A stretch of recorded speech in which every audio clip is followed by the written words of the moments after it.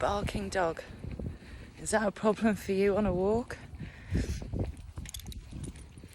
If so, hopefully on this walk I'll be able to show you why the dog's barking and potentially what you can do about it. Because when we understand what it is they're barking about, what they're trying to convey to us, then we have an opportunity in our response to help them to allay their concerns, and therefore they can ease off on the barking.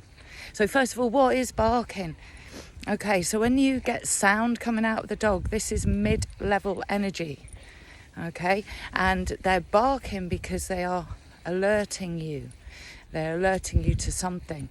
Now, sometimes we have issues with dogs where they run and they bark, right? Their energy is so high as they're running, they're barking.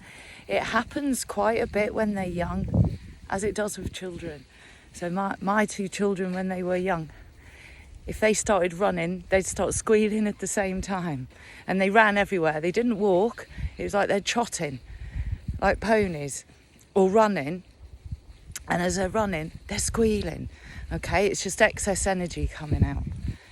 So, excuse me, I'm just getting through some brambles and nettles. Let me show you some of the dogs that we have. And the big one here,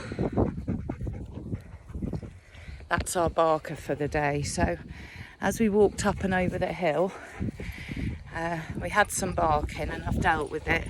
And I'm hoping while I'm on this video that she will do it again.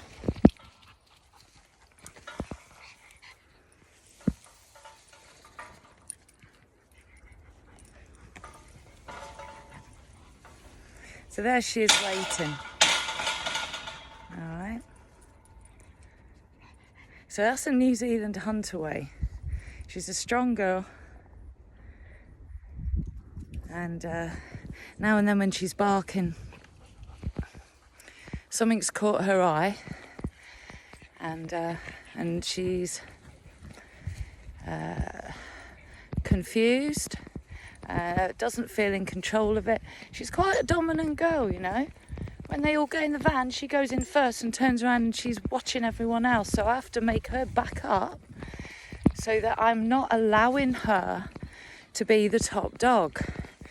Because if she's the top dog out of the dogs, she will then start to assume a leadership position, which she doesn't know how to do because she wasn't a born leader. There's very few born leaders in the dog world. As I've said before. So if she goes into leadership position inadvertently, without knowing how to do it, she can get the fear. So, oh, what do I do? So, see, she's coming back to me now. She went out ahead. I haven't called her back. I'm busy doing a video. The dogs are busy sniffing. We're all doing our own thing, you know. We're not bossing anyone around. You know, we're all free to be us in the way that we are, and she is. And she went up ahead, leadership position, but actually I'm leading from my position in the pack. And when she was not sure about where we're doing, what's going on, she started to come back. And now and then, as she's up ahead, she'll stop and she'll look back to check. Now every time she sees a person or anything else coming, she starts her barking, running up and down barking. And she looks at me with these wide eyes. And what I've been doing is I'm looking at her. And I do not cast my eyes to the thing that she was alerting about. Okay? So if, for example, she were to hear a helicopter and it freaked her out, I'm not going to look at the helicopter. I'm going to look at her when she's looking at me, as if to say, my only concern is you. That helicopter going over is not a concern to me. And if I'm not concerned, you don't need to be concerned. So I just focus on her. If it's someone she sees, I look at her, and when she looks at me and she's barking with her wide eyes, I have soft eyes. And in my mind, not in my mouth, because if I start making sounds in my mouth, am I not encouraging further what she's doing? So, lovely sunny morning. So I'll look in her eyes So she's starting now, you see, I purposely went towards a person.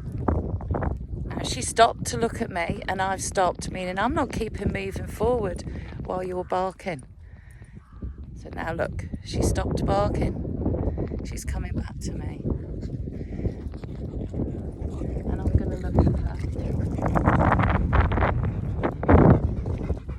When I looked at her, I'm just saying, no drama, love. It's fine. So she's put the energy out, I suck it up, absorb it, it goes to nothing. So this is what works for me and her. Okay, it'll be different things for different dogs, different level of anxiety, different reactivity and all of that.